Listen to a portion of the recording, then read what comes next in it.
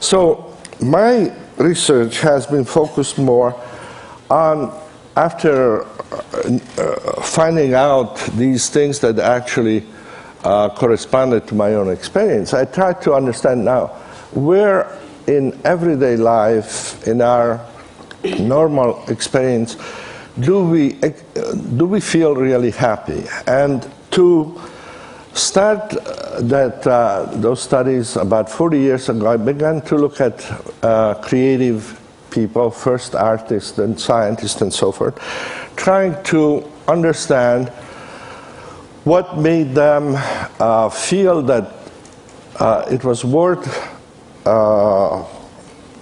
essentially spending their life doing things for which many of them didn't expect either fame or fortune, but which made their life meaningful and worth doing. This was one of the leading composers of American music back in the 70s, and the interview was 40 pages long, but this little excerpt is a very good summary of what he was saying during the interview, and it describes how he feels when composing is going well. And he starts by describing it as an ecstatic state. Now, ecstasy in Greek meant simply to stand to the side of something.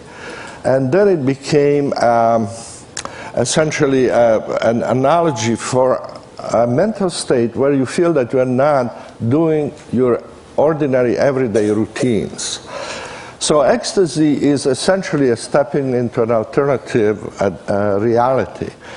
And it's interesting, if you think about it, how when we think about the civilizations that we look up to as having been pinnacles of human achievement, whether it's China, Greece, Hindu civilization, or the Mayas, or Egyptians, what we know about them is really about their ecstasies, not about their everyday life.